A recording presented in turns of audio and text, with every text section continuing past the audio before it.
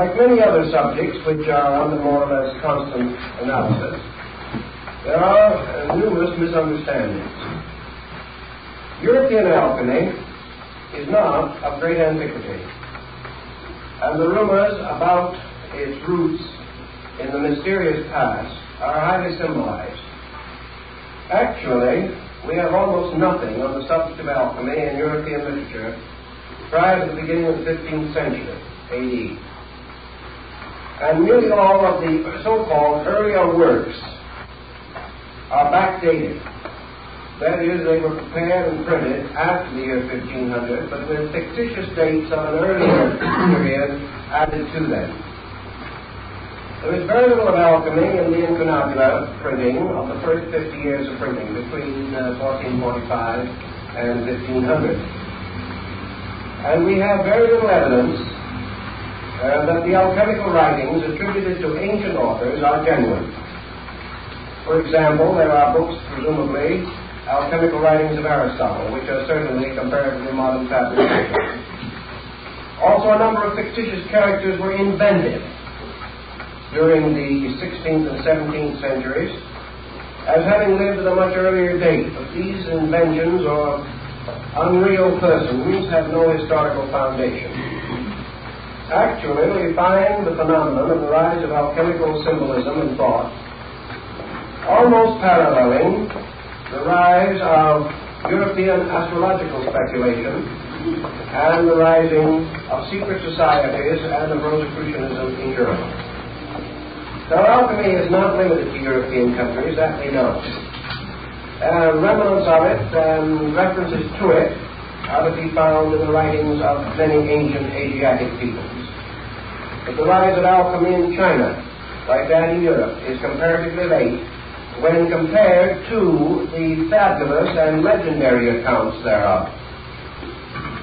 So we must recognize we're in the presence of a rather mysterious situation, namely that a art or cult arose in Europe, which was given an antiquity by means of a certain exaggeration on the part of those working with it.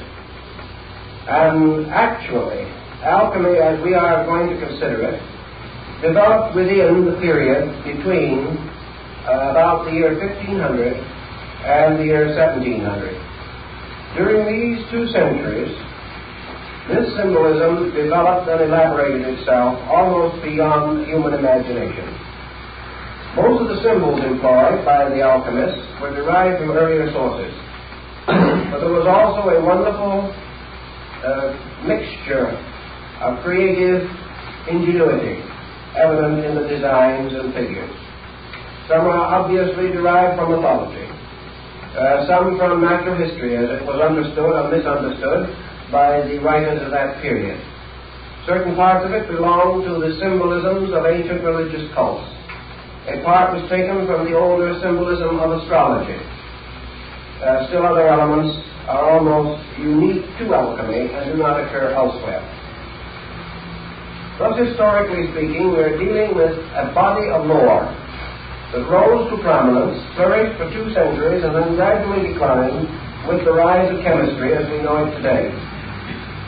I think we should bear in mind that there was an alchemy in antiquity, very roughly and inadequately drawn, but that actually, while we say that alchemy is the mother of chemistry, we might be wiser to realize that there was also a chemistry prior to alchemy, and that alchemy did not simply give rise to chemistry. Chemistry of an earlier date gave rise to alchemy, and this in turn declined again, and chemistry once more emerged as the principal carrier of tradition in this field of learning. Now, in consideration of these elements and factors, we are not in the presence merely of a great traditional account handed down for thousands of years, but of a cleverly devised program, integrated and perfected within a comparatively short period of time. This integration has a definite bearing upon the perpetuation of certain schools of philosophy and mysticism that originated in antiquity and also passed through various vicissitudes in the rise of European culture. Let us try to draw a picture of Europe at the time of the emergence of alchemy. Europe itself was coming out of the Dark Ages. It had just passed through the Renaissance and the Reformation. The human mind was beginning to break the tremendous bonds that bound medieval man to a reactionary traditionalism. The human mind was also rebelling against the dogmatic theology which dominated this entire period of European history. For several hundred years, men had been unable to use their minds. In the first place, there was no way of training minds. There were no schools. There were no universities. There was practically no opportunity for the average citizen to become educated. The second problem was that Europe was devastated by natural and man-made catastrophes. The bubonic plague swept Europe, and during the course of about 300 years, its periodic ravages totaled somewhere in the neighborhood of some 50 to 100 million human beings died of this plague. During this same period also, the rise of the Inquisition is to be noted, and the tremendous attack upon heresy, upon liberalism and free thinking of all kinds. Even such schools and universities as did come into existence under the great cloister school system of Charlemagne were limited by a most reactionary patristic philosophy. Even the physician did not dare to perform autopsy, did not dare to dissect the human body. He was bound completely to the writings of Galen and Avicenna, authorities, traditional authorities, whose writings covered the field from the minor ailments of the human body to the probable causes of volcanic eruptions. These traditional textbooks did not give any opportunity or any individualism to the mind of the person. It was simply schooled according to tradition, schooled within a very narrow boundary of acceptances and rejections. Within the church itself, a number of systems of philosophy had arisen, particularly the philosophy of St. Thomas Aquinas.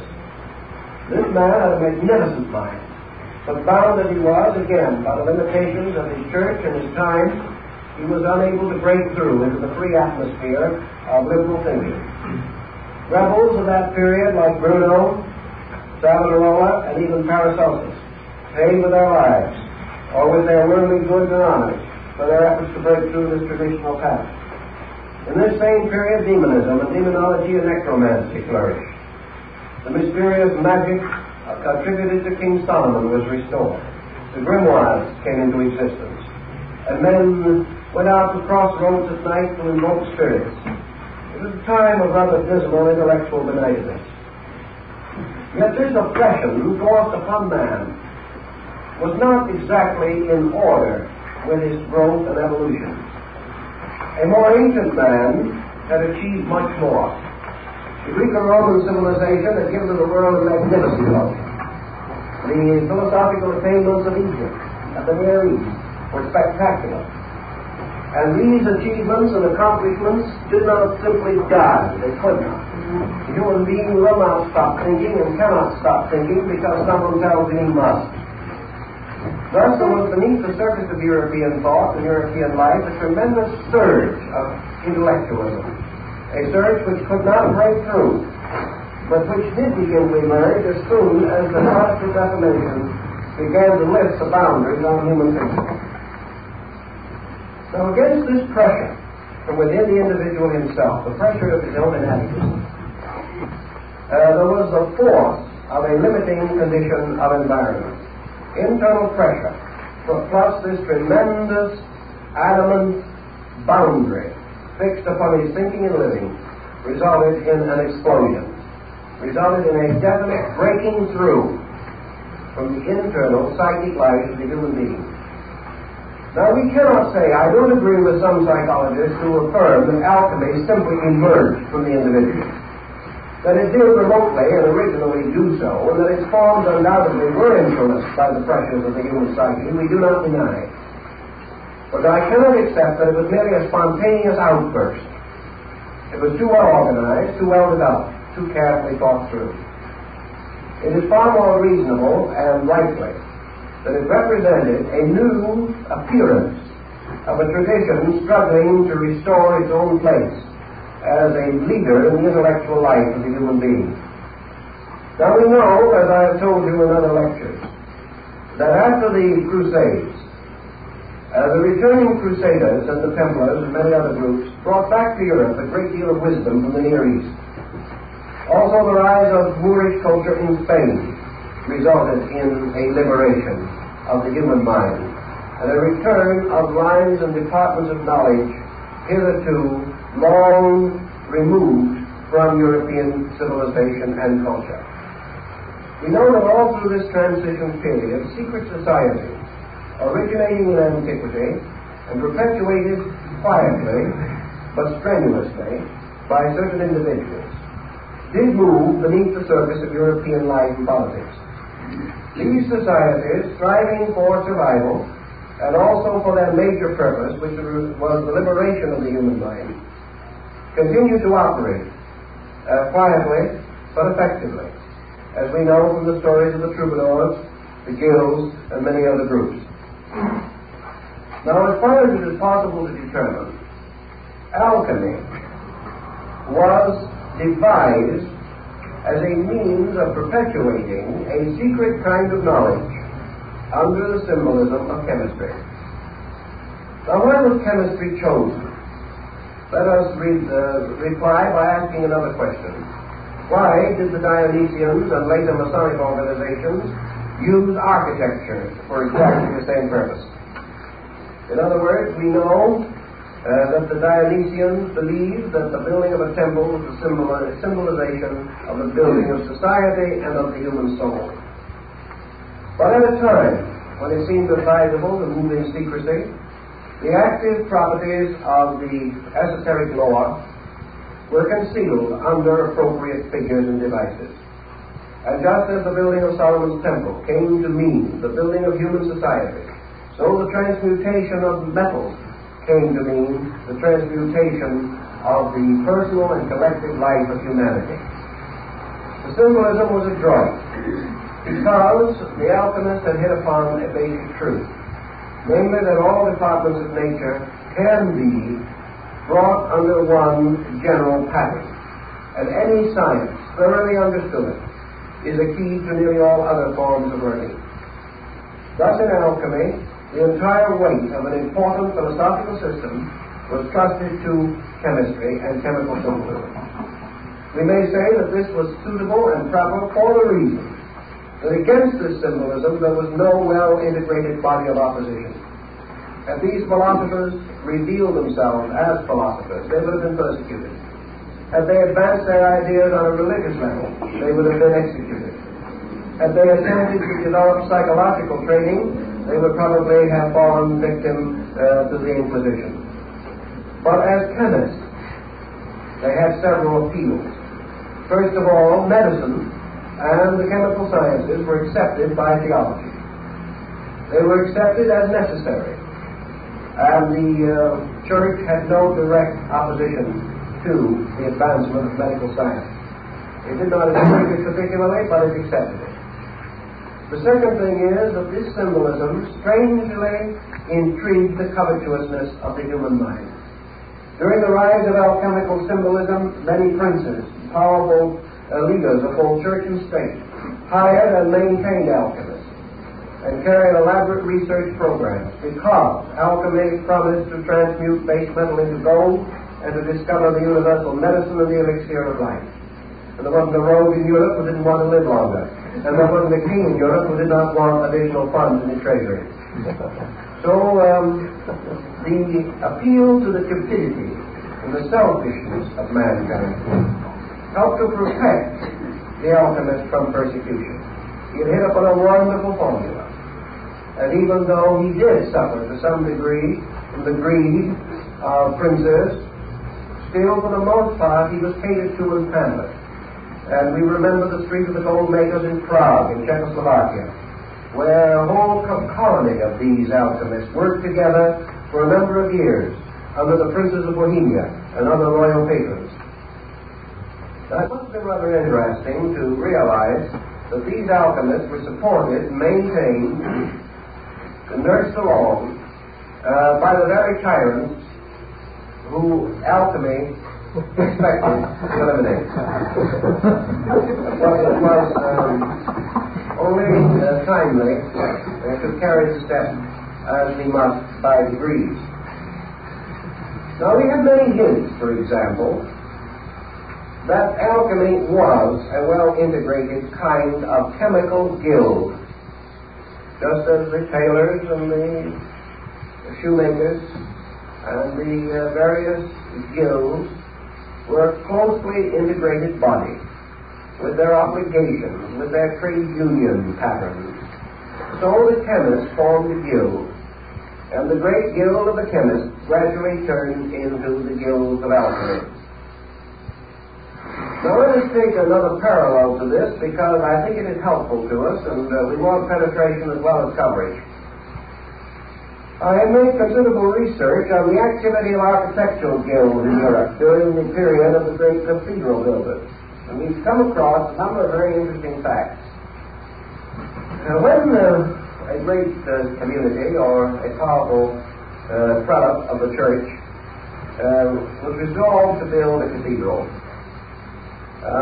it was a great undertaking in those days. And if you visit the marvelous cathedrals at Chartres or Notre Dame or one of the wonderful churches in Florence, in Verona, you will realize how great an undertaking these cathedrals really were.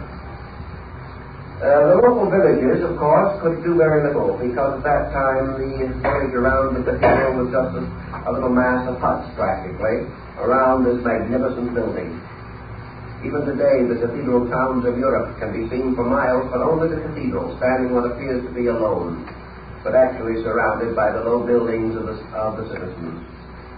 When the time came to build a cathedral, the designer, the architect, or the sponsor, let it be known to the wandering journeyman. Perhaps in towns at that time there was a carpenter, or one or two stonemasons, who passed through on their apprenticeship. These were told, and in 3 months all Europe knew. These wandering journeymen, traveling from place to place, told everyone along the way. Told they, in turn, told everyone else that they met, and so on.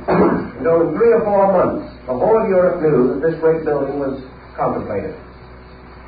As a result of that, qualified workmen in all of the lines naturally involved in such a project began to congregate. Now, today, we would say they would come and probably come up with their trailers or something of that nature and build a little community or something of that nature, or move into hotels and boarding houses. Such things didn't exist at that time. When these builders came, they brought their families with them, they drove their cattle, they brought all their worldly goods, because they never expected to leave that community alive. In those days, to build a cathedral was a matter of 200 or 300 years. These men and their sons and their sons' sons would work on that building. It would continue until it was finished.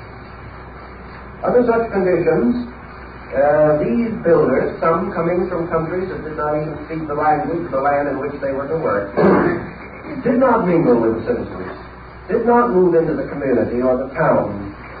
They built their own city, a comparatively permanent one. And in one of the cathedrals in which I made some research, we learned that a town composed of nearly 15,000 human beings was built in a few weeks on the site of the work. This town simply came into existence. And it was all made up of workmen, craftsmen, who recognized each other by certain secret signs, who had their master's marks, and who were known to be qualified for various work. There were apprentices, and there were craftsmen, and there were masters of the work. As soon as this community came into existence, it built homes for those who were to work there. In the midst of this great community, they built their community houses. And they then sent to the nearby town where the work was to be done and communicated with the architects and the financing committee and demanded their proper share, or their proper token. For it was up to the community where they worked to supply each one of these men with a pair of gloves, a white lambskin apron, and a certain amount of raw hides and skins to cover the roof of his communion house. As soon as this had been properly taken care of, this community, created by these workmen, held a session, elected its own officers, created its own mayor, or in this case, master of the work, his assistants, to prepare the work of the day and to lay out the program for all of the other workmen. These men and their community lived completely apart from the rest of the country in which they lived. And as the records of the time show, they did not even follow in the religion of the community. These people had their own religion. And several early fathers, writing of these communities of builders, shook their heads sadly over their quills and said that we think that some of them were not as good Orthodox Christians as they should have been. It's quite possible, because from the Near East came men who worked in silk and fabrics, came cutters of stones and gems. From North Africa came men skilled in design and artistry. From Bulgaria, Romania, from the great Slavic states, from all parts of Europe they came, Christian, Muslim, Jew, everything you can think of, but all bound together by the great guilds into which they had been initiated. These guilds created their own world. They created their own cooperatives. They had their own ways of taking care of the widows and the fatherless. They took care of their own sick. They brought their own physicians. They did everything, and they created a form of government which we call today democracy. And that democracy began within the structure of the guilds. Now, if you attended a great meeting with the guild masters, you would attend something that was very interesting. You would find these men gathered in the communion house or in the community center. And here, on certain intervals, prescribed by their laws and their traditions, they broke bread together. And because not one of these was greater than another, they were seated around a circular table. And in the midst of the table was the gill cup. And this gill cup had on the lip, all around the edge of the cup, little hooks. And on each of these hooks was the crest and shield of a guild master. This cup was filled with wine, and each of the masters drank from the cup, performing a ritualistic Eucharist and rededicating their lives to the great service of the architect of the universe. They were worshipping through building. Their laws were their own. Their secrets were inviolate. Their mysteries were perpetuated. And the power of these men can well be imagined when we realize, for example, that a few days after he placed his famous bull on the church door, Martin Luther, who was by instance a guildsman, because he belonged to the guild of the watchmakers, soon after he had made his public statement against the sale of papal indulgences, Luther was called before his guild. And here in solemn assembly, he was placed under the protection of the guilds and given a medal, which must always wear, and which he should show in time of emergency. And from that time on, although Luther had a hard time, he was under the protection of this body, and was one of the few of the great reformers of the period who survived. The guilds were very powerful. Now here is a guild which we know definitely was dedicated to building buildings, but we also know from the inscriptions which they placed upon the stones, from the mysterious carvings they hid far in recondite places in the masonry, from their wonderful use of emblems and figures, that they were more than just buildings. They were the perpetuation of the secret schools of architecture known as the Dionysian artifices in Greece, the Vitruvian Collegia in Rome, and the famous architects called the Commacene builders, who had their refuge in Lake Como. These were all initiate schools from antiquity, concealing the secrets of human regeneration under the story of architecture. And here's one group of guilds. Now let us pass for a moment to another group. And this is the group of the chemists. The doctors, the chemists, and those who had to do with research in metals, metallurgy, and things of that nature. All who touched fire as a means of working the elements of their craft were bound together.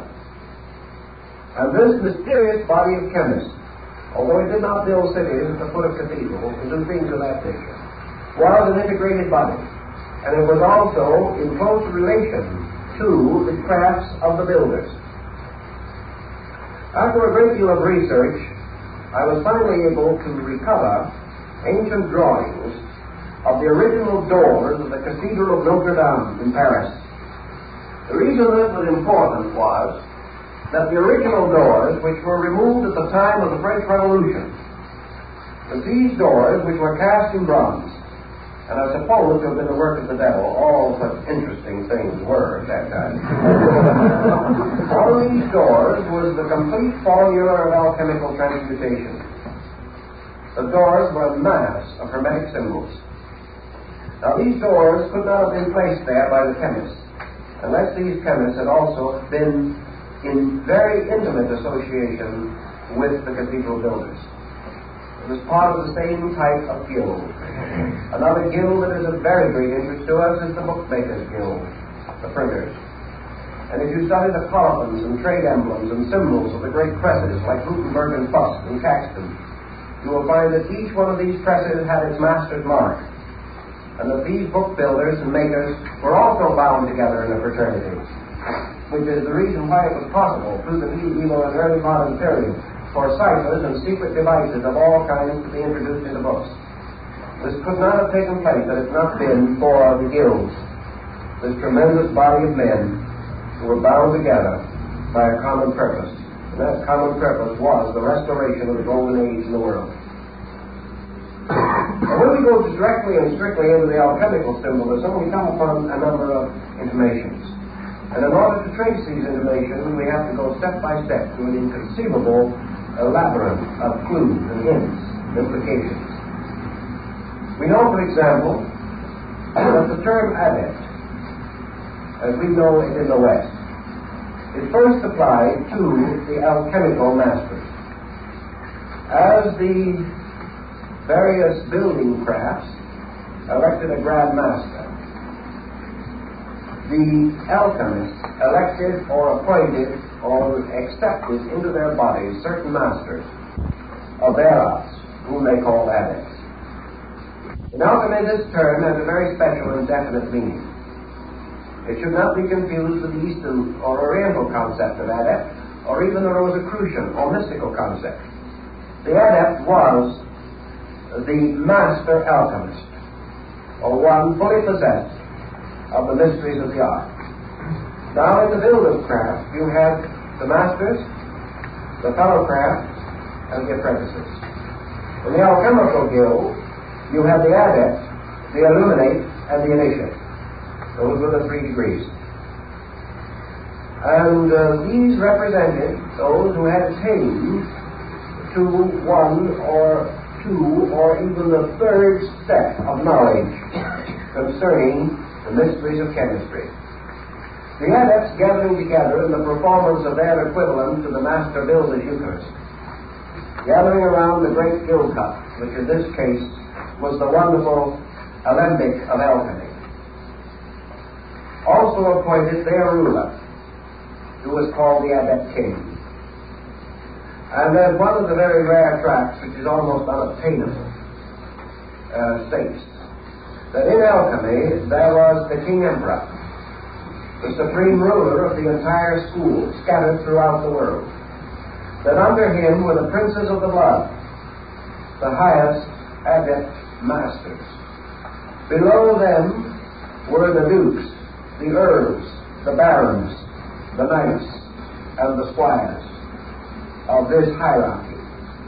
And therefore it was customary to refer to a certain alchemist as a duke or as an earl, depending upon his place in this great mysterious empire which existed in a strange dimension extending through all other empires and binding them together by a strange level of traditions. Now, material relating to this, as I have said, is exceedingly hard to find. We find a few references to it in Kunra, a very early alchemical master. And we also find references to it in a work called The Adepts in Alchemy, a very interesting and early work. But in wandering through one of the old libraries of Europe, I was able to find this manuscript, which perhaps comes a little nearer to some of this problem than we will find most anywhere else. And as far as I'm able to find out, this is the only copy of it that exists.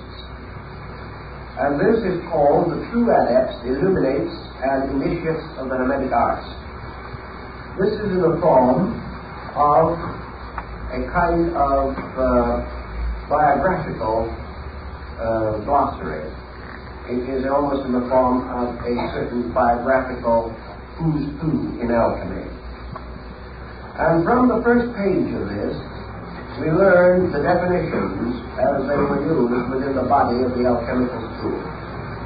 The term adept is properly applied to one who has learned the great work and who has performed it. That is the proper term for an adept. The term illuminate or illuminist is properly related to one who has experienced the mystery of the work, but does not know how it is performed. This is a rather curious differentiation. The term initiate is one who has achieved to the knowledge of the method, but has not performed the work. Now this is the way in which the guild of the chemists was divided. Following this is a list, prefaced by the fact that it must always and ever be remembered that there are false adepts, false illuminates, and false initiates, but that the genuine ones can be determined only by those who have the knowledge to investigate their secret marks and symbols. Then we have here a list of the adepts of the school, both imaginary and historical, and also the degrees of their development within the school. We learn from this book, for instance, that according to the alchemical tradition, Moses was an adept. We learned that Solomon was an adept. And this brings us very close to the fact that Solomon was also supposed to have been a great architect and a master of those mysteries. Then we learn also, as we go on through these lists, some of the other names involved in this. The Apostle John, a sublime illuminate. Hermes, an adept. Orpheus, an adept. Apollonius of Rhodes, an initiate. Homer, an initiate. Ptolemy, an illuminate. Virgil, an initiate. You can go right down through this book, and you will find all of the principal names and their ranks in the school. We also learn that Avicenna was an initiate. Albert the Great, Albertus Magnus, was an adept. St. Thomas Aquinas was an initiate. Roger Bacon was an initiate. Raymond Looney was an adept. I won't try to read them all because many of the names are not particularly important to us now. But this work carries on through all of the different steps of alchemy, pointing out that these different teachers, masters of the schools, were actually bound together in a pattern. Now when we take an alchemical tradition and we come to the discovery that it includes Orpheus and Homer, we know that we're not dealing with chemistry, because these men were not chemists. We were dealing with an esoteric system of which the alchemical schools in Europe were comparatively recent development. Virgil, an illuminate. Michael Meyer, an initiate. One of the interesting things we find as we go along through here is that a number of names that are a little better known to us are also to be found if we go near the end of the list. We know, for instance, that this list, strangely enough, ends with a comparatively familiar name, and that is Baron Emanuel Swedenborg, an Illuminate. Now, when we study Swedenborg and his association with Saint Germain and Cagliostro, we have reasons to believe that the book is probably correct. But this is, as far as I know, the only who's who of the Hermetic adepts there is. But the principle behind it is that the entire work was an integration, was a definite system devised for a purpose. And that purpose was concealed under a series of alchemical or magical symbols and devices, the meanings of which we will try to explain at least in part as this series progresses. Now, the next thing that I want to bring up in connection with the alchemical tradition is to try to orient what basically alchemy stood for. Generally and broadly, we know what it meant. We know that by transmutation was implied regeneration. We also know that the symbolism of alchemy was exact. Why? Because it was based upon an exact science, chemistry. We also realize that as we go into it, that perhaps the nearest parallel that we can find to it in our common experience in the modern world is yoga. In other words, alchemy was an esoteric discipline. It was a discipline based upon an exact science of human regeneration. Now, just as in almost all of the exact sciences of antiquity, it is assumed that the keys were lost, and that therefore the mystery of the cult or sect is no longer to be found. This I question very greatly. The second point that I think we should try to realize and understand is that the alchemists were not only interested in the regeneration of man, but in the restoration of the philosophic empire as established in the concept of Plato. This restoration of the philosophic empire was to be undertaken by a broad political program. So alchemy penetrated and permeated practically every political and social state of the world, extending as far as China, throughout India, throughout the Near East, and even extending into the Central and South American areas of the Western Hemisphere, where chemistry had reached a fairly high degree of proficiency. Around the alchemical speculation, as it is, we have developed a great number of overtones. And these overtones can best be understood by reference perhaps to some of the alchemists themselves. Following this list, and only using approved members of the Necker group, the aristocrats of the order, we find, for example, that certain alchemists are more reliable, more careful, and obviously more informed than others. Among the best and greatest informed of these adept alchemists was Raymond Lully. Another one highly proficient and skilled was Bacillus Valentinus, monk of St. Benedict. A third very highly efficient one was George Ripley, the English chemist.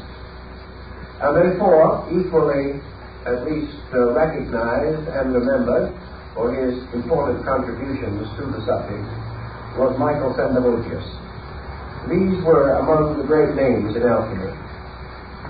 Therefore, when we read them, taking a work such as the Triumphant Chariot of Antimonium by Basil Valentine, we come always upon lines like this: Woe, woe, woe unto the gold makers. And another line in Ripley which says that whoever believes that the transmutation of physical metals is the end of alchemy is a fool. All these things are tossed in. Very little is made up, because at that time it was advisable to unveil the secrets too completely. But the alchemists themselves have left in their published and outer writings irrefutable proof that they were not to be considered merely as chemists, that they were to be considered as the instruments of a secret purpose and art, and that this art they had inherited or brought down from a remote antiquity. The alchemical symbolism itself was very recent, but the method or mystery behind it was very old.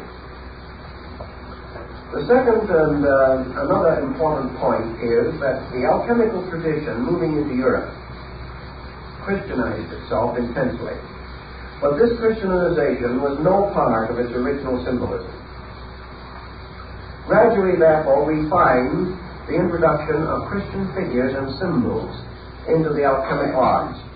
But wherever they are used in a purely alchemical sense, not in the sense of theology.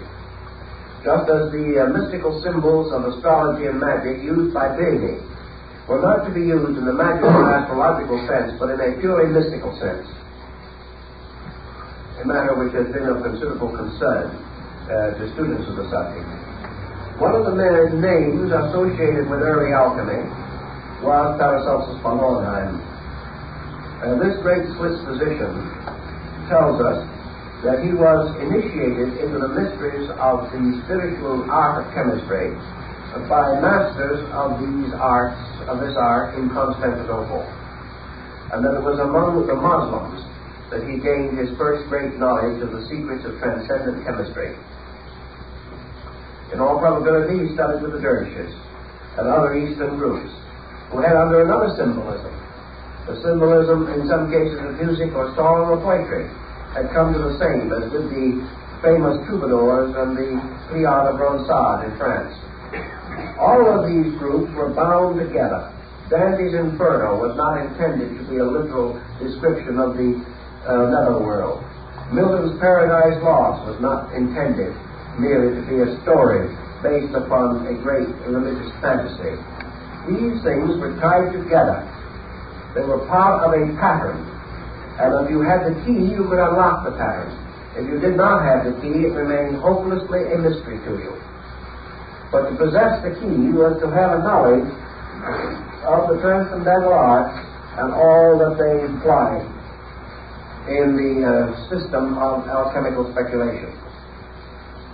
Two names I'd like to mention specially connected with the problem of alchemy this evening. One is the French alchemist Nicolas Flamel. The story of Flamel is almost unbelievable. He was a poor man who made his living by writing documents and acting as a notary. In one of his experiences wandering around, he found a mysterious book, which was called the Book of Abraham the Jew. This book was written upon tablets of some mysterious fiber-like substance. And it contained only a certain number of leaves, and on these leaves were the entire formulas of the transmutations of metals. Flamel studied these leaves very carefully for a number of years, and finally hit upon the formula. And as a result of having found the formula, he built a number of institutions for the poor, orphanages and churches and chapels in France, and finally caused the entire formula to be carved in beautiful designs upon the arches of the Church of the Innocents in Paris. When I was in Paris just before the war, I went in search of the Church of the Innocents. Unfortunately, it has departed from us. And where it once stood is now a small and almost deserted park. I happened to be able to get hold of the gardener, or caretaker, who watched this park, and he told me that every so often that when they were planting and weeding and making the little flower beds to look as best they could, they would dig up bones from the old cemetery of the Church of the Innocents. And then a number of stones and a number of inscribed sections from the church had been taken into the courtyard of the Cluny Museum in Paris, where they stood around in various places. I went over there and looked them over. Some of them still showed sections of the alchemical designs of Nicolas Flamel. This mysterious man was persecuted terrifically, who gave the secret from him, but never divulged it. And is said finally to have gone to Asia. where he lived for a great length of time in company with dervishes and other mystics. He was quite a remarkable person, and a wonderful story about him could easily be written. Another interesting personality in the tradition of alchemy is the mysterious character Elias Artista, the king of the Adepts. He shows up once in a while, but has the same elusiveness as the mysterious character of the wandering Jew. The Adept king is described in some detail in one or two alchemical works. He is said to have lived forever, to have spoken every language in the world. And it was his peculiar habit to wander about Europe in disguise, always appearing in the costume of the country which he visited, always appearing to conform with its laws and customs, appearing at will and disappearing at will. And the story of Elias Artista is one of the most fantastic in the entire circle of metaphysical literature. Typical example of the story of Elias Artista will be found in the writings of men like Sandavocius, an alchemist working in his laboratory, struggling desperately, very devout, very sincere, very noble man. Finally came to the point where he could no longer find any further clues to the mysterious search which he was advancing. He came to the point where there were no longer any answers. He did not know what to do next. He had done everything that he could think of and conceive of, and had studied and worked and labored and prayed and meditated and gone as far as he could. In this emergency, it was not uncommon for a knock to be heard on the front door of his house. A mysterious man would come in. And he would go to the laboratory of the chemist and sit down and talk to him for a few moments, and then tell him what to do. And then, when asked who he was, he would probably smile and say, "Oh, just a wandering chemist who kind of had an idea to give a little advice at this time," and would walk out the door and never be seen or heard of again. Gradually, records of this mysterious wanderer gained proportions. And for over 200 years, the story of Elias Artista wandering about Europe is to be found in choice archives in this field of research. In a few cases, he told his name. He was Elias the Adept. He was the mysterious Adept king who was to come and to rule over the world. Then he would vanish again, like the mysterious bodhisattvas of Shambhala, not to be seen or heard of anymore. As these stories build and as the legends accumulate, the parallels between this concept and that of the Oriental mysteries become very obvious. And we know that we were dealing in Europe with an advanced system of speculation and art and science, which normally would not have existed and could not have existed, and which had to conceal itself for its own protection. Out of the alchemical furor of the 15th and 16th century came the Rosicrucian furor of the early 17th century. And let us remember definitely that all opinion and prejudice to the contrary, that there was no evidence of the existence of Rosicrucianism in Europe prior to the year 1610. That the story like that of alchemy has a much older origin, but that this origin is fantasy, is legend, lore, symbolism, all that we will accept. But actually, this society, which combines certain hermetic and alchemical factors with those of other sciences of the times, such as Kabbalism, magic, actually came into existence about 1610. Nearly all of the alchemists then flourishing in Europe became immediately involved in this new heresy, the Brotherhood of the Rosy Cross. It also was strangely short-lived and elusive. There are a number of accounts of Rosicrucian adepts, including one who whistled rats out of houses, but we won't take him too seriously. In the first 10 years of Rosicrucian excitement, after the publication of the Brahma and Confessio Praetoritatis, about 900 books were written dealing with the subject by persons who knew nothing about it whatsoever. Many of these books were in the form of open letters, published at the expense of the author, in stating his own qualifications and asking a brother of the society to contact him in some way.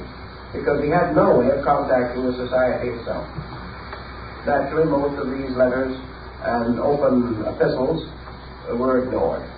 No one has ever been able to find out who the dominant persons were behind this movement, any more than that of the original alchemy.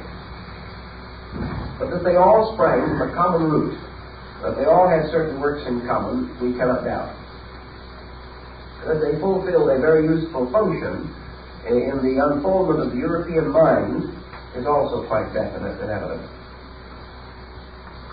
Now, from this general survey, which is naturally exceedingly brief and which only touches a few of the interesting phases of it, I want to try to start a series of rather brief definitions of some of the elements of alchemy as we have to contact them and work with them in the future.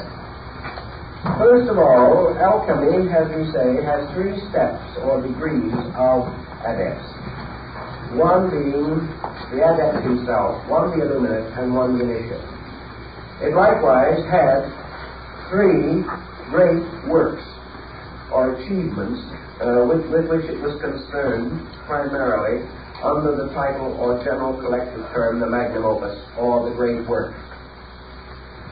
The first and supreme work of the alchemist was the formation or the production by art and genius of the philosopher's stone, the lapis philosophorum. Now, the creation of the philosopher's stone was associated identically with the adept himself. The adept, or the master of the school, and the philosopher's stone parallel.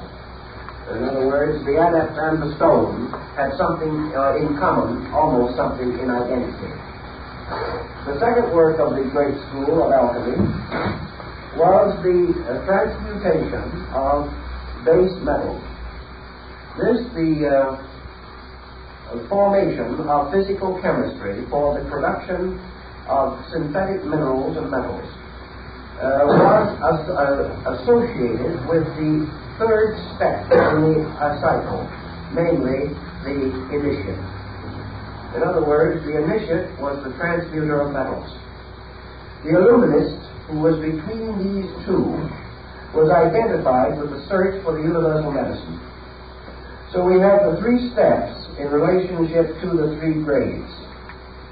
The creation of the stone being the work of the adept, the discovery of the universal medicine being the work of the illuminate, and the transmutation of base metals being the work of the initiate.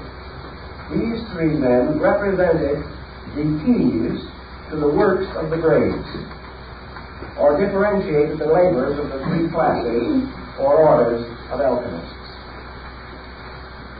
The transmutation of base metals into gold was the work of science. The creation of the universal medicine was the work of philosophy. The casting of the lapis philosophorum, or the great stone, was the work of religion. Thus, religion, philosophy, and science were the three grades, as in almost all of the great mystical things, schools and systems. The first grade was, of course, the grade of the spirit, the second, the grade of the soul, and the third, the grade of the body. Thus, the body was the transmuter of minerals, the soul, the discoverer of the medicine, and the spirit, the precipitator of the stone. Von Welling, the great German adept, gives us a very definite series of definitions, indicating that these accomplishments conceal the rituals, rites, and secret ceremonies of the grades, and that therefore, under the heading, for instance, of the transmutation of metals, we have an interesting symbolism. The alchemist represented metals under usually 7 symbols. These 7 symbols being identical with the planetary symbols of astrology. Thus, for instance, lead with Saturn, iron with Mars, and so on. These were the base metals, and they were formed together in the form of a 6-point star composed of 2 interlaced triangles, and in the center a 7th point, so that the 6 points on the points of the stars and the 7th in the center constituted the 7 metals. Now, the alchemists also also drew this, as defined in the Septium Verum, in the form of 7 of these 6-pointed star patterns arranged in a circle like a wreath. In each one, a different symbol of a different metal was in the center, and the other 6 surrounded it on the points of the stars. Each one, therefore, told us the simple point that the alchemist himself made out, namely that each one of the metals contains all of the others. Now, if we take the points of the metals and we change these into the 7 liberal arts and sciences, we shall then have a key to the great social reform of the transmutational level of alchemy. In other words, your 7 metals are the 7 departments of human society. They are the 7 arts and sciences.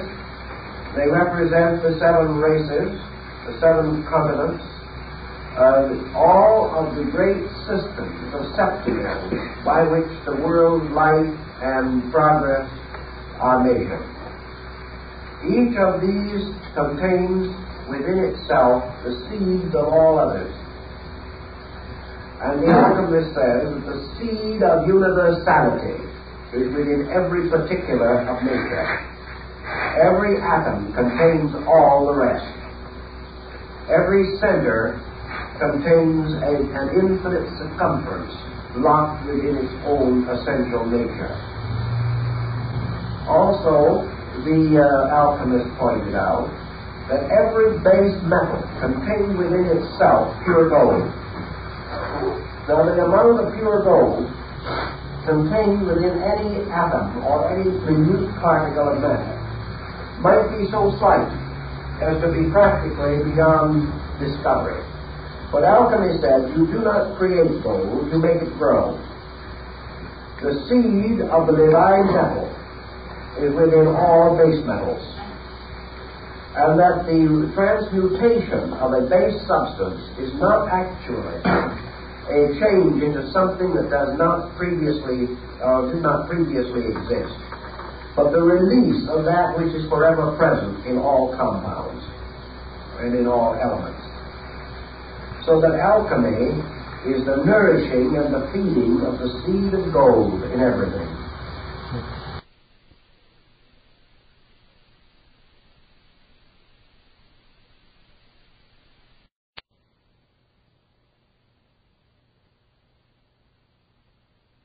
The outer forms of these arts and sciences to remain unregenerated. Thus, in the field of learning, alchemy is the regeneration of arts and sciences, not by reforming them, essentially, but by releasing through them the seed of truth which is locked in each one of them, to make the seed grow, to accomplish the mysterious multiplication from the mango seed, like the fabled legend of Indian magic, was the problem of alchemy. Now, in the transmutation of metals, another important point was brought out, and that is that the outer bodies of the metals are irreconcilable. Therefore, that you cannot force iron and lead together and cause them to accomplish an alchemical mystery.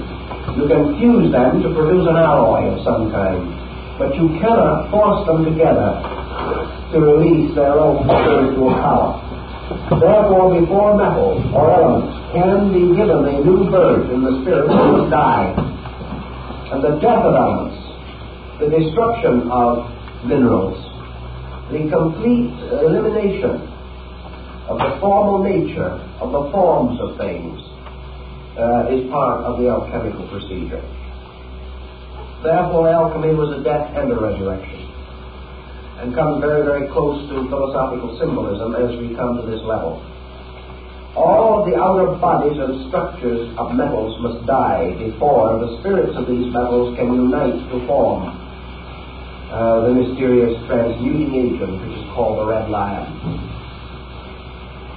This again has very great significance, and the alchemist finds comfort in the words of the Scripture, but unless a man be born again, he shall not enter the kingdom of heaven. For every one of the forms of nature must die before the life within that form can be liberated or released. Therefore, alchemy then approaches the problem of human intelligence, and it says that before the individual can become wise, he must destroy the false mind, which presumes to possess knowledge. He must destroy opinions before facts can come. He must tear down old walls before he can build a new house. And in the doctrines of the alchemical mysteries, it was first necessary to destroy the personality or the individuality of metals before they could be brought together to form the transmuting agent. Now, in the transmuting agent itself, called the red lion, or the power of projection, which was one of the great symbols of alchemy, the master was said to carry, particularly Elias Artista, who was the Elias the artist, that the master carried with him a little box which contained the power of projection, and that one grain of this power would transmute into pure gold, 100,000 times its own weight in base metals. Here we are obviously in the presence of an advanced type of symbolism, because obviously the power of projection represents consciousness itself, all on the level of knowledge, truth, which transforms ignorance, and consciousness itself, which can transform body up to 100,000 times its own weight. Therefore, the power of projection is consciousness itself, by means of which all base substances can be transformed or changed. The red lion is the symbol in alchemy of illumination, the mysterious enlightenment from within, which is the rebirth of the soul of the metals. This illumination, according to alchemy, was achieved through the blending of 7 arts and sciences, which were the 7 sacred arts and sciences of the ancients. Thus we proceed in symbolism a little way. We don't want to go too far now because we have to examine these things in greater detail. So we then consider the creation of the universal medicine, which was the work of the Illuminists. Now, how is this universal medicine to be found? The basis of this medicine goes back into a very ancient symbolism, and that is the production of the spirits of metals and the spirit of gold, which can be captured in wine. Theophrastus Paracelsus explained that in certain parts of Switzerland, where there was gold in the soil, grapevines, sending their tendrils and roots into the earth, gathered up this gold, and of all forms of vegetation, the grape is the one which has the greatest affinity to gold. And that is in areas where gold is in the soil. The dead vines of grapes are burned, and the ashes of these, from this burning, are washed. Gold will be found in them. Now, if you study this symbolism a little further, you will begin to recognize the peculiar use of the grape, of the wine, of the Eucharist, and of the mysterious symbols of the early Christian church. The gold, which is gathered for the grape, is the symbol of mystical ecstasy, or the mystical experience in man. For this experience gathers the available consciousness. And you remember that the Christos, or the symbol of the illuminator and the initiator, refers to himself by saying, I am the vine. This mysterious vine of life, the grape, the symbol of the Dionysian Eucharist, and later brought into the church, is therefore closely associated, as with the Grail, with illumination. The universal medicine is the mystical experience arising within the individual. It is the basis of the healing of himself and of all nations, and the bringing about of the power of the healing of all sickness, for sickness is healed by the mystery of grace. And in alchemy, the grape and the grace are identical in meaning. So we have here a heavy mystical overtone, overshadowing the physical or alchemical symbolism as we generally accept it. We'll find work on this on this subject and the development of it in the work by General Ethan Allen Hitchcock, American Civil War general, in his Mysteries of Alchemy. Now, the lapis philosophorum, or the diamond stone, the diamond soul, also is reminiscent of many religious systems. In Tibetan Buddhism, the diamond soul appears as one of the most important symbols of the world deity. In alchemy, the ruby diamond is the most important of all the symbols. It is a synthetic stone so made that it has a drop of blood in the center. I have seen in Europe 2 or 3 ruby diamonds made by art and nature, by alchemical transmutation. We recently have read in the paper that at last a completely synthetic diamond, absolutely perfect, has been discovered. And this undoubtedly is the same basic principle as the idea of alchemy. For this reason, alchemy says very simply, that which occurs psychologically within man will also occur physically in chemistry. In other words, alchemy does not deny that base metals can be transmuted. But it says that the laws used in this are the same laws as those used in the transmutation of man himself. Therefore, as the individual gains the secret art for the transmutation of his own nature, he can also transmute physical substances. Because one set of laws is involved. If, however, he attempts to transmute base metals without having the secret of the transmutation within his own consciousness, he will not only fail to transmute his consciousness, but will be unable to transmute the metals. Many alchemists began their work as experimental chemists. And this brings us another important key to the thing. These experimental chemists began by a sincere and inevitable conviction that they could transmute base metals physically. So they took the writings of the alchemists with their strange descriptions of mysterious monsters, of agents, of black birds, of double-headed phoenixes, of kings and queens, of the celestial hermaphrodite, of the crystal homunculus, and all these other emblems of alchemy. And they began to ponder them, trying to find out how to make an honest diamond. That's how they started out. They pawned their family goods. They went out and bought all kinds of equipment and alembics and retorts, test tubes and furnaces, and with bellows and artistry they blew and they puffed. Like Titus de Mirandola, who spent many years working on this subject but did not arrive, or Eugenius Felices, who finally was killed by an experiment in his own laboratory. But these artists,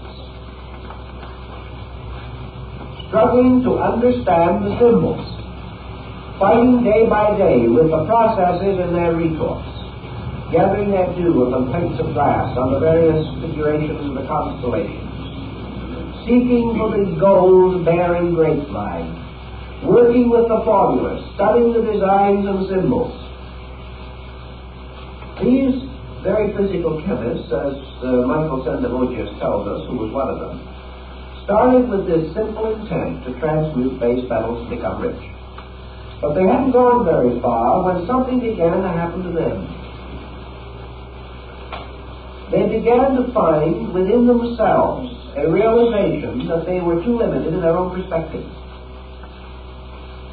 As they went along in their researches, they found they depended upon faculties keener than those of mere reading. One of the simplest things they had to face was the problem of trying to find out what the author had concealed behind these strange devices. These devices became meditation wheels. They became like Buddhist mandalas. They began to challenge the individual who studied them. And as months went on and years went on, and this individual went further and further into the arts, he began to sense within himself other dimensions that he had not previously considered.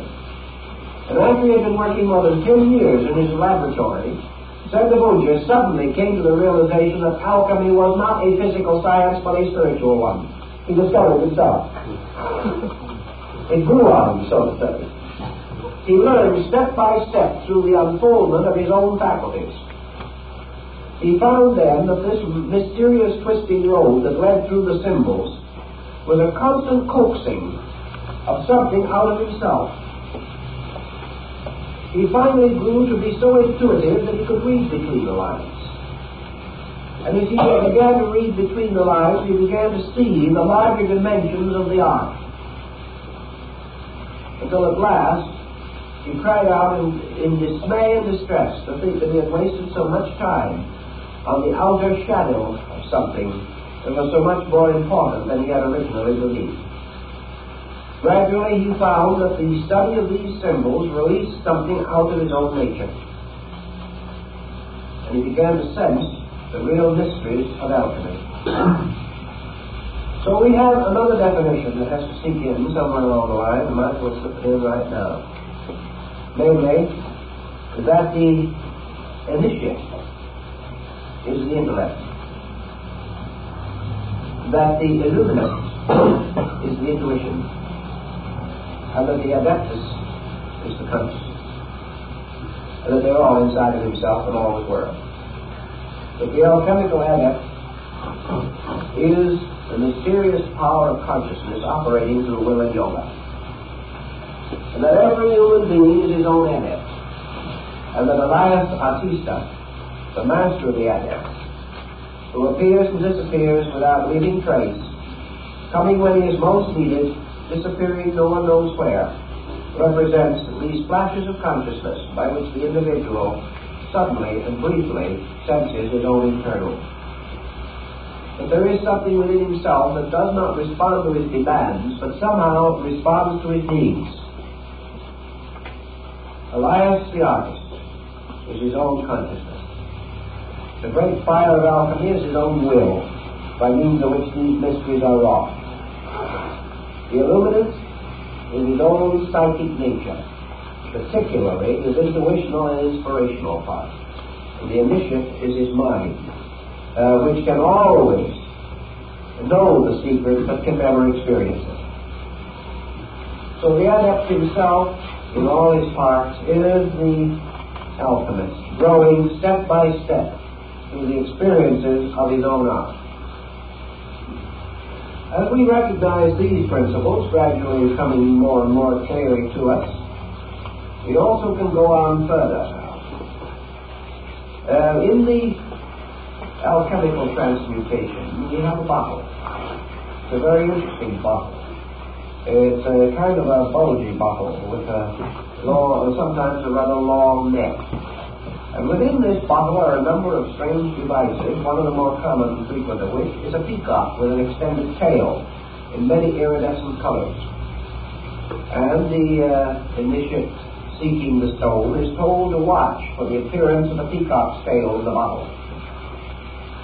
In the emblems of Solomon Trisposon, called the Splendor Solis, we have a good many examples of this wonderful adventure taking place in a glass bottle. This was called the hermetic womb in the rites and in the ancient mysteries. And this undoubtedly has one very simple meaning. This glass bottle is the human soul. And it is within this soul that the mystery of the seven transmutations takes place. Now, you remember in the last series when we were talking about yoga, I pointed out the importance of recognizing that the human soul corresponds with the orbits of the seven planets, and that the soul of man represents this field of the seven cardinal virtues, the seven deadly sins, which reflect downward into the physical phenomena of the seven liberal arts and sciences.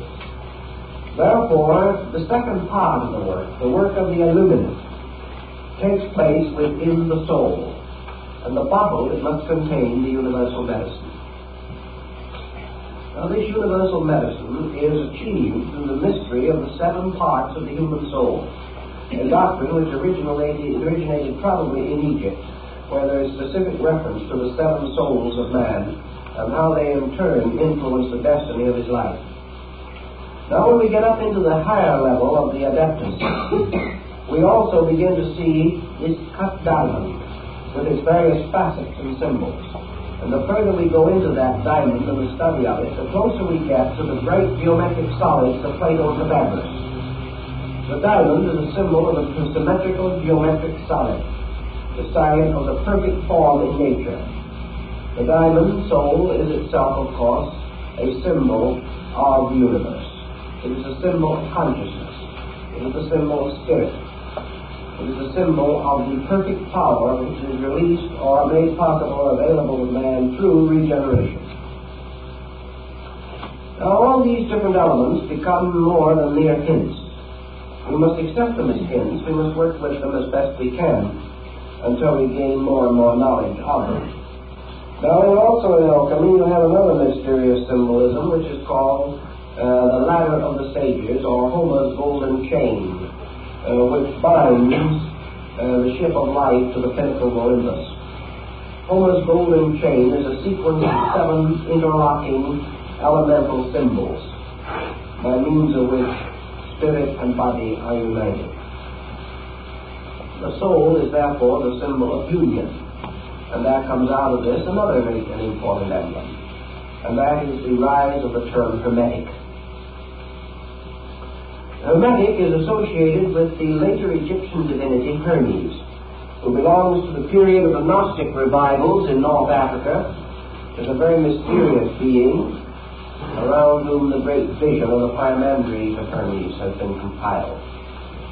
So we use the word hermetic today to symbolize something that is sealed so that air cannot get in, as hermetically sealed jars or bottles. This is again a reference to alchemy. Hermes was the patron of alchemy, which was also referred to as the hermetic art. Now Hermes carries always the caduceus, or the winged staff. He's represented with wings on his heels and wings on his hat, and usually dressed somewhat in the garb of a Roman soldier. He's a kind of an effective-looking little fellow in his own way, but very few students have really given him a great deal of thought. Now Mercury, in the old astrological symbolism, has to do with the intellect, and to a certain degree it still has that relation in alchemy, because mind unites spirit and body. Mind is the link between man as an internal and man as an external being.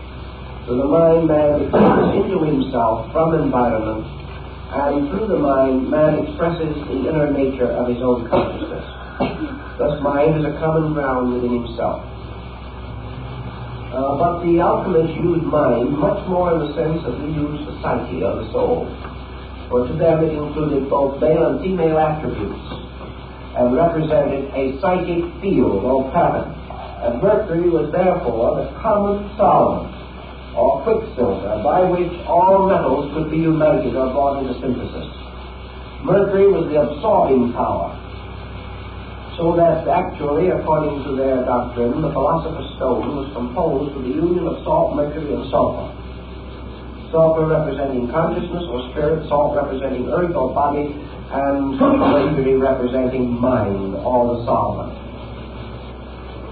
In this symbolism, using the Hermetic analogy, we come upon a number of very interesting and important parallels or emblems, each of which we will gradually develop along with other symbolism.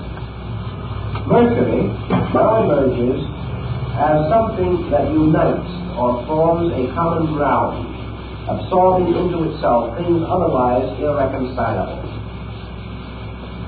Let us try to understand that in terms of human experience, in something that is familiar to us. What is there about us as beings, or what faculty or power do we possess by which we can reconcile opposites, by which we can bind together through experience things held differently or regarded as irreconcilable in nature or quality?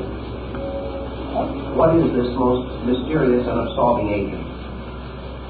The Greeks and later the Hermetists and the alchemists declared that the psychic field of man was capable of accepting from above spiritual powers and reducing them to the level of mind and emotion, and that this also, the soul, was able to cause bodily elements and external phenomena to ascend into this middle zone and be absorbed into soul quality. So that the soul was the common denominator, the link, the common field into which both spirit and matter past, and in which they seem to die, to be reborn again as one body or being. So we can say that in the Hermetic allegory, consciousness, which is the spiritual power, descending into the field of Mercury or into the soul, manifests itself as intellect and intuition, whereas bodily elements or energies ascending into the soul also took on an attribute or aspect of intellect and intuition, so that they took on an overtone and were reconciled in this field, and that therefore man, through a kind of experience within himself, achieved an alchemy in which he transmuted the opposites of his own nature and caused them to become one being within the sphere of soul power. So we have the formula very simple. We have the king and queen, which are spirit and body, or God and nature, producing the homunculus, or the crystal creature, which is man. Man, therefore, is Hermes. Man is unified. Man is the personification of the principle of the Hermetic medicine. In man, heaven and earth are mingled. In man, the divine and the human are brought together in one structure. In man, all opposites of nature meet. And in man, in his own nature and in his own existence, in his own attitude, the creation of the diamond soul is made possible. Thus Hermes or Mercury is man.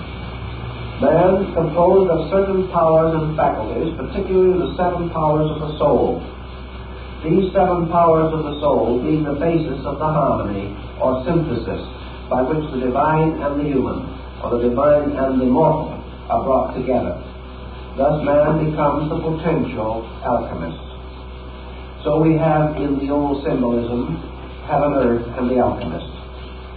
Now we find many such symbols. Heaven represented as a divine being. Earth represented as a wonderful fecundity of life. The king and queen again. Holding between them man, who is the potential adept, who is the potential redeemer of all things and the transmuter of the universe in which he is placed.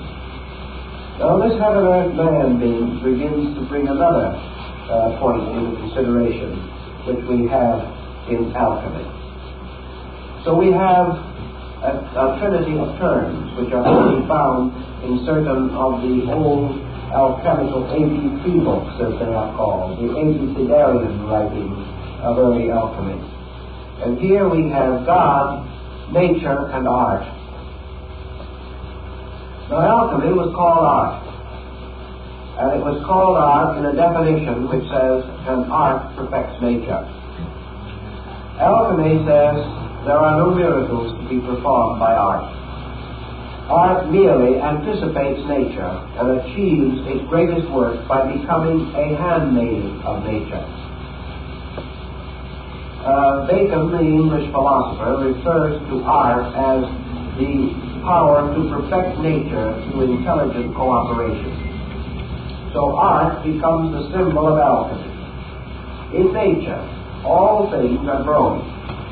All things are unfolding their life. And all things are moving inevitably and victoriously towards perfection, or toward the state of pure and complete being. But the path is slow, the means are continuous, and the achievements are imperceptible at any given time. Now, in a field of man's researches, such as horticulture, for example, comes along a person like Mr. Burbank, or a man like Dr. Carver. He begins to fulfill the alchemical adage that art perfects nature. Burbank became a great student of plant life.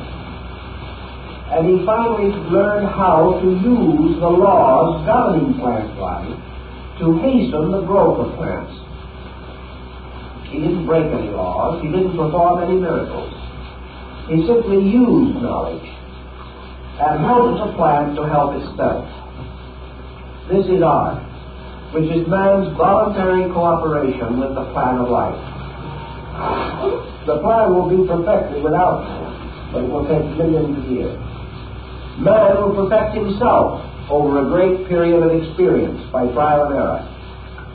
Man will go on suffering, dying, until he learns how to live.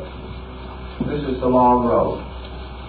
He will continue to make mistakes, will learn ultimately the laws governing his own conduct, and in the fullness of time will learn to keep those laws. But man may also do many things.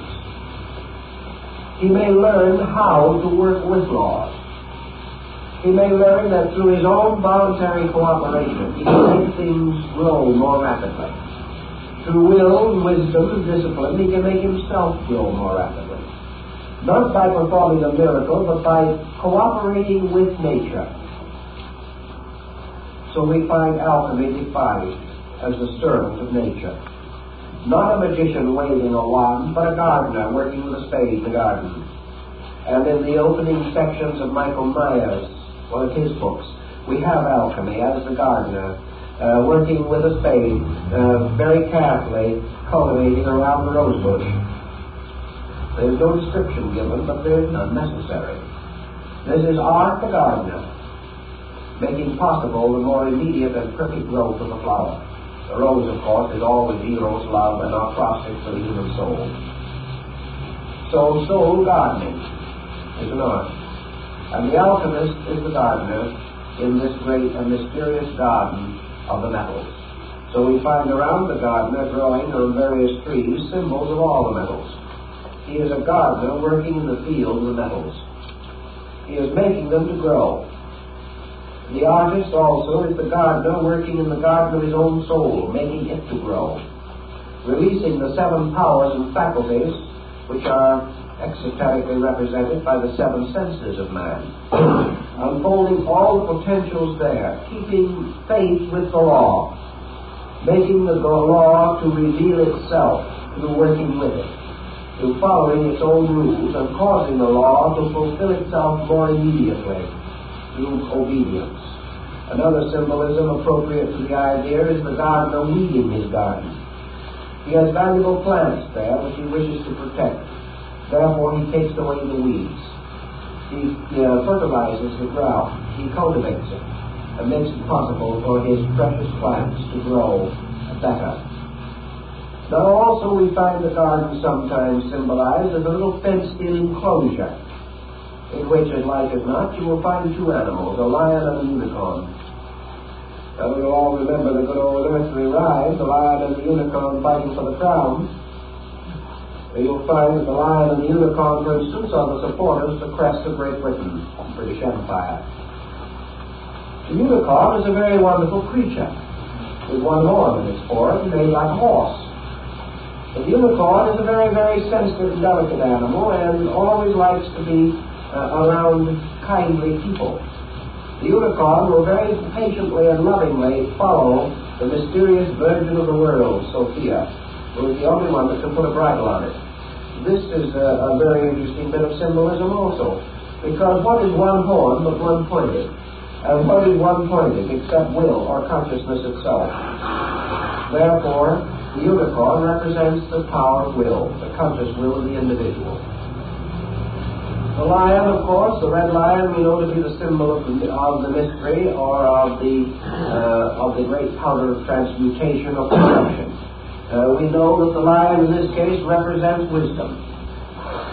So will and wisdom captured in a garden can accomplish great and wonderful things. Because the struggle of will and wisdom seeking for the crown, of course the crown is Keter, the symbol in the Hebrew Kabbalah of the supreme power, of the supreme reality of all things. The crown of power and rulership. There are many uses of alchemical symbolism in other departments of living. We also find, for example, in the alchemical doctrine, constant references to various symbols used in the Bible. We find, for instance, that the complete transmutation and the production of the mysterious universal medicine is believed to be contained within the Canticles of Solomon. In other words, the song which is Solomon's contains the complete formula for the production of universal medicine. And the alchemist can break it down and show you word for word, line for line, how that follows through the various researches and various cycles of transmutation. Another very important alchemical formula is said to be concealed in the Lord's Prayer. Now, the alchemists, who recognize that that is true, were telling two stories at one time. They were telling that they had found that the Lord's Prayer was an exact example of psychic chemistry. But they were also telling you that the end of psychic chemistry was the achievement of the spiritual state represented in the Lord's Prayer. It worked both ways. And that also that the state of holiness, or piety, or the state of prayerful contemplation of reality was the alchemical transmutation. That the transmutation of fear into faith, for example, was the overcoming of the black symbol of vitriol. All these things worked out on moral and ethical levels. The only difference between them and our general concept of knowledge lies in the exactitude of the symbol. For example, the alchemist says that the sun in the air, in the sky, that is represented in the earth by gold. Therefore, the gold and the sun are the same thing exactly in vibratory principle. And that the gold in the earth and the sun in the sky are polarized to the pulse point in the human heart. And therefore, that the human heart, the sun and gold, are all in sympathetic ratio to each other. And that they are of an identical and proper nature. And that they have certain powers in common. Dr. Rudolf Steiner, in his researches in Switzerland in connection with the use of the talismanic metals of the ancients in healing disease, discovered what we have also learned later by other means, namely that potable gold, or what we might term biological gold, is a heart remedy. And that a syllable gold goes directly into the walls of the heart. Thus, the sympathy that was represented in alchemy was recognized as an existing fact in nature, and that these different principles all work together. Now, the same thing was true with other parts of the universe. Everything that was morally true was scientifically true. If it is true, for example, that wisdom is better than ignorance, that can be proved on terms of chemistry. It can be proved in terms of music, in color, in tone, in sound, in everything. That all values that exist ethically also exist scientifically. And that the polarities of all the elements are to be found in the moral and spiritual life of the individual. And that which constitutes a good life also constitutes an exact working formula for a chemical compound.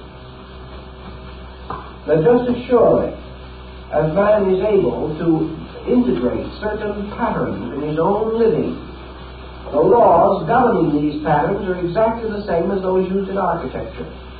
And a happy, harmonious, well-integrated home can be mathematically diagrammed, and the diagram will be the perfect structure for a building. This is what Leonardo meant by certain of his canons. In other words, there is a dynamic which extends from one level of life to another. Pythagoras knew that if you played a certain chord of music, that this chord, in its mathematical vibration, could be and was equivalent to the basic key to the structure of a building, the basic key to a chemical compound, a basic formula in law, everything. All these things work together constantly.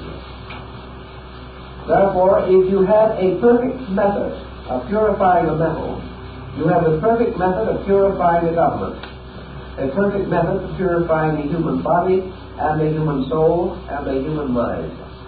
If you can make certain elements work together, you can make certain philosophies work together, certain sciences meet, certain races mingle. All these things are ruled by the same law. There is one master pattern, which is the great archetype. And all arts and sciences unfold this archetype. And whatever is true of the individual is true of the collective. Whatever the law is working in nature, it must work in man. And just as surely as certain energies in space unite to produce worlds, so certain energies in man must meet and mingle to produce the development and unfoldment of his body and his functions. There is only one set of laws. And these laws become the keys to the Hermetic art. For the Hermetic art is nothing but the reduction of good intentions to a science. These arts tell you that if you have 7 powers of metals in nature, you have 7 organs in the body, you have 7 glandular structures of importance within the body, you have 7 principal orifices in the body, you have 7 principal centers in the brain. All of these are tied together by a sympathy. And as you have certain planets in the sky, so you have certain planets in the soul.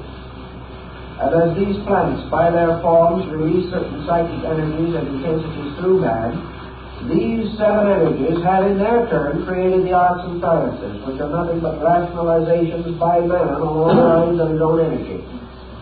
Man is able to build a house and to master architecture because he has a principle of architecture in his own soul. That principle of architecture within his own soul is represented by one of the 7 metals. If, therefore, he lacked a certain element within his constitution, he would lack a dimension of consciousness. If gold was removed from his body, he would not only die, but assuming that he did not die, a proportion or dimension of consciousness would depart from him. Every one of these things is tied together, forming one tremendous, all-inclusive pattern. And the pattern itself was described in the Hermetic arts as the tomb of Christian Rosenkreuz. For in this tomb was all of the symbolism of a miniature universe, and in the ceiling of it burned the ever-burning lamp, which was the symbol of consciousness. As therefore the consciousness in nature produces the world, so the consciousness in man sets up septenaries within himself. These septenaries are all on sympathy with each other, exactly like tuning forks, which at the same pitch will react to the sound one or the other. The same way diseases represent certain perversities in vibratory rates. These diseases can be reached by sounding their keynotes. They can be neutralized by other rates of vibration, representing their antitheses. This was the basis of the sympathetic medicine of Paracelsus, who treated the ailments of Mars with the power of Venus and the ailments of Saturn with the power of Jupiter. But when you say Saturn and Jupiter as planets, you're also referring to elements, to minerals, to medications, to degrees of consciousness, to sense perceptions, to soul perceptions, to intuitional faculties, and to the whole gamut. Because all of these things move on the same vibration patterns. Thus we have in alchemy this concept of one universe, in which a series of formulas exist. Now the alchemist took the universal formula, or space, which is the largest, and he reduced it to a formula that he could follow in his laboratory, and we can follow a little bit from Von Welling, in order that we may understand the symbolism a little better.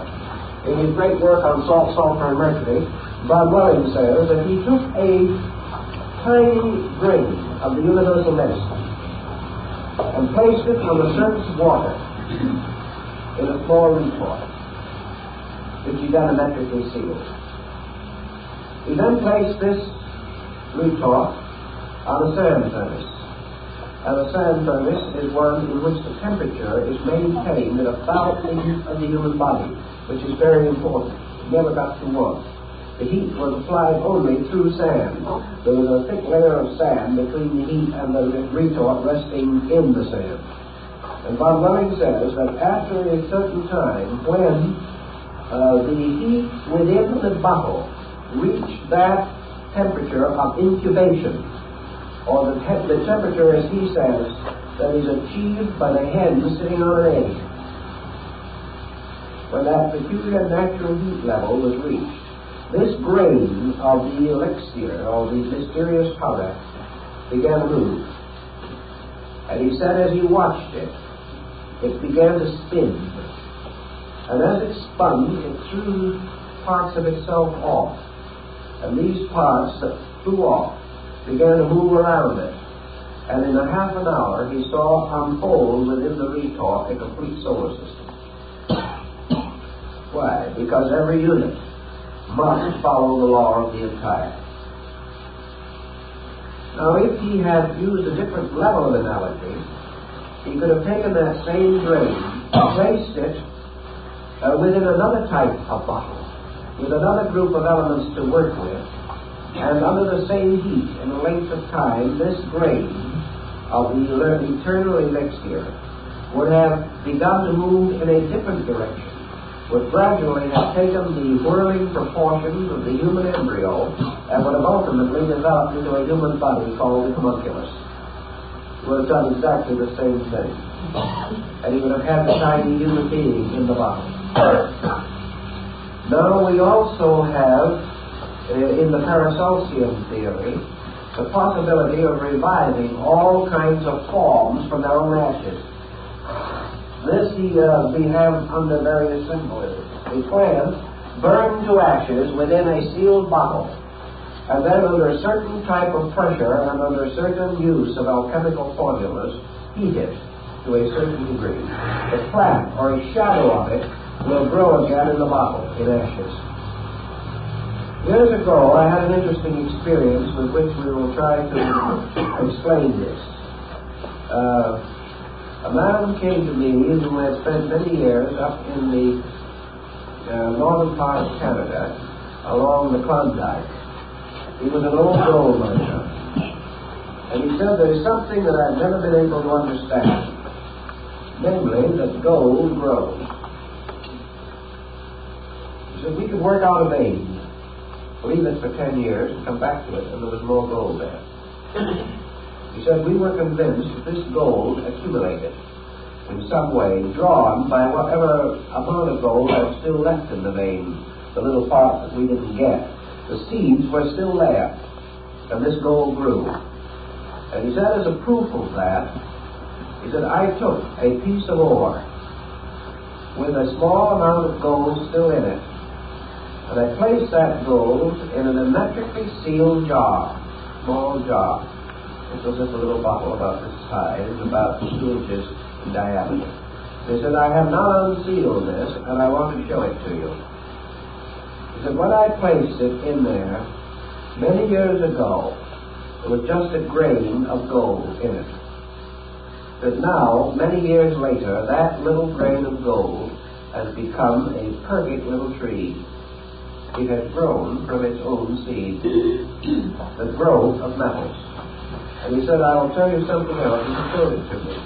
And it was undoubtedly exactly as he had described, and I'm inclined to believe him because we have the same record exactly from the Swiss gold miners of the 16th and 17th centuries who said that they had actually made gold grow. But one interesting thing this old miner told me was, he said, it didn't grow nearly as rapidly until I happened to discover something. Namely, that it grew more if I kept it on me. And therefore, for many months, I've carried it inside my clothing, this little bottle. Because whenever it was close to me, it grew. And of course, the answer was body heat. As long as it was close to his body, it grew. And reports of these experiments have been carried on for hundreds of years. And the concept of gold growing in the rocks, gold growing in the human body, body growing, all of these things tie up with the alchemical tradition, which is that all things grow. And that as the metals grow under certain conditions, so man grows. And what is the gentle heat which matures the metals? And the Buddhist might answer, the fire of aspiration by which all things grow. But there is a certain mood or spirit within man, a warmth of man's own soul that makes him grow. And in the presence of this warmth within himself, and this warmth is the warmth of the mother hen sitting on the egg, which even in itself is a rather interesting thing. because it is the warmth of love. It is the warmth of service, of protection. All these things work together. And in alchemy, the universe is one mass of these interrelated laws. Laws which can be diagrammed on one level, played on a musical instrument on another, and on a third level, if applied inwardly, transform the sinner into the saint. They are living laws, living patterns, living archetypes, forever reproducing themselves on all levels. The alchemist says if you can discover these on one level, you can then apply this key to all other levels, and have them, indeed, the key to the mystery of the universe. So this is a little something of the background. And from that we must go on with the psychology of this, or the science of it, and I'll try to show you as we go along the symbols, the artistry, the books, the manuscripts by which this symbolism, this concept is unfolded. And it is the great hermetic allegory, or the great law of analogy, as above, so below, and with the lesser, so with the greater. All things differing in multitude and magnitude, but all identical in the great pattern of vital principles that sustain them. To know these principles, then, is to be the magician, to be the master of all things by knowing the laws and obeying the laws. And art is man's learning to obey, his constructive and wonderful ability to take these principles and amplify them so that they work more rapidly and perfect themselves more perfectly.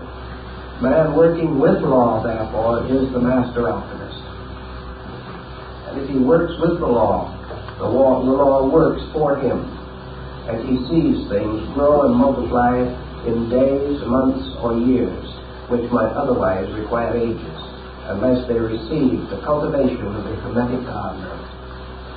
This is the concept on which we must later build the more detailed account of the alchemical procedures.